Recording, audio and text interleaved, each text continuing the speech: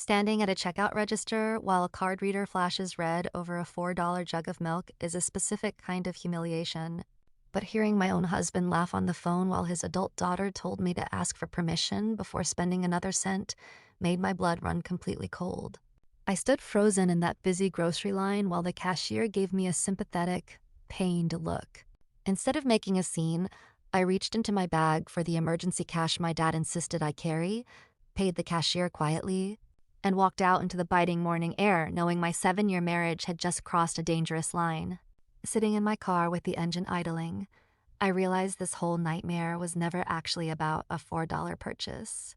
I was 34 years old, had built a successful career as a senior financial corporate manager, and had always been meticulously independent with my earnings. When I married Julian 7 years ago, we agreed to share a life while keeping our financial foundations clear and structured. But ever since his daughter Brittany moved back into town after her messy divorce, subtle comments about my spending had turned into an aggressive effort to diminish my place in my own home. Instead of driving back to our neighborhood, I pointed my car toward the office of my attorney and family friend, Charlotte Vance. Walking into her quiet suite, I could barely get the words out as I explained how my husband and his daughter had just attempted to cut off my financial access. Charlotte listened intently, then asked me to lay out my personal financial documentation right across her broad desk. Frowning, she flipped through my separate investment funds, my inheritance trust, and the property deed to our home, which I had purchased entirely on my own years before I ever met Julian. Charlotte looked up from the paperwork with a sharp, calculating gaze and asked me whose wealth they were actually attempting to dominate. That was when I explained the full history, including how I had quietly rescued Julian 5 years earlier when his private logistics firm nearly collapsed under massive debts. I had personally liquidated over $140,000 of my own premarital holdings to clear his creditors and save his business, never asking for a formal loan agreement because I genuinely loved him. I had protected his male pride back then, but now his deep-seated insecurity was allowing Brittany to rewrite our history. Brittany was carrying heavy credit card debt and car payments she could not handle, and she had spent months filling Julian's head with toxic ideas about taking control of the household funds.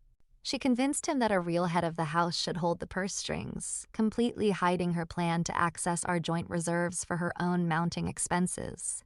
Charlotte recognized the situation immediately as a classic pattern of financial manipulation and moved quickly to safeguard every account connected to my name. Within hours, we revoked all voluntary access privileges Julian had held over my personal assets and updated my healthcare directives. When I finally returned home that evening, I found several folded cardboard boxes stacked right in the front hallway. Brittany was leaning against the dining table holding a dark marker, offering a cold smirk while claiming she was simply helping me prepare in case I decided to move out. Julian was sitting nearby in his lounge chair, refusing to meet my eyes or utter a single word of defense as his daughter laid out her subtle threats. I spent that night in the guest room staring at our old engagement photo, realizing that my silence had allowed them to mistake my quiet patience for weakness.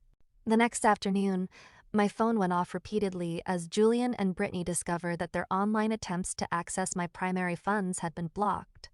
Charlotte had successfully restricted every separate account, leaving only a minor joint savings buffer accessible while we waited for formal court filings.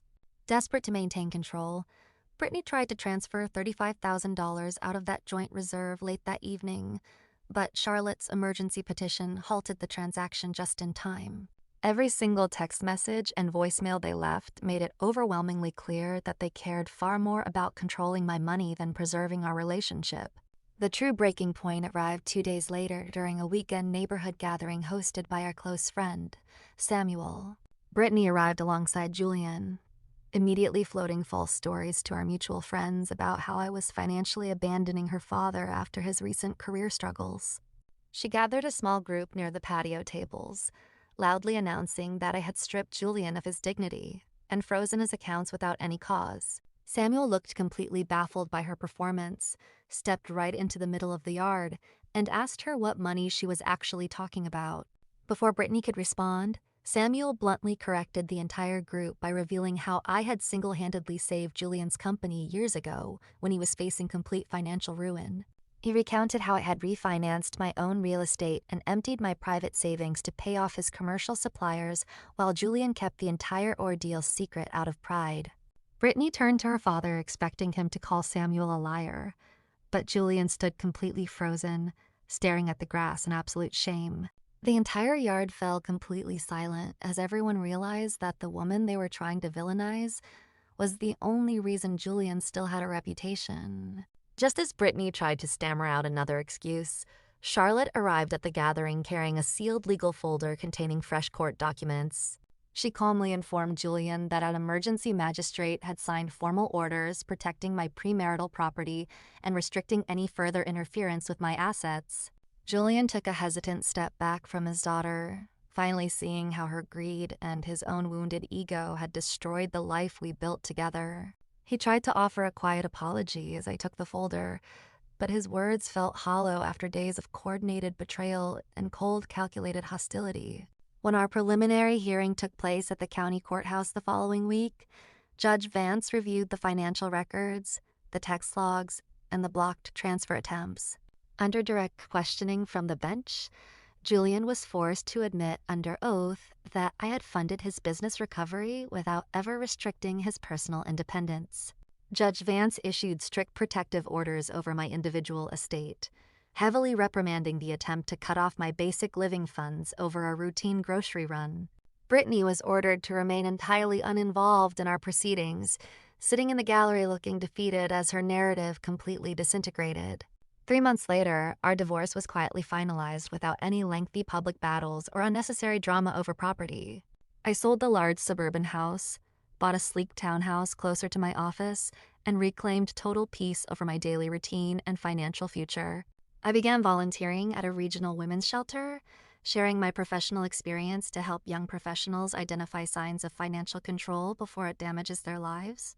Julian ended up moving into a small apartment on the east side, left to reflect on how quickly his life unraveled when he chose manipulation over genuine partnership.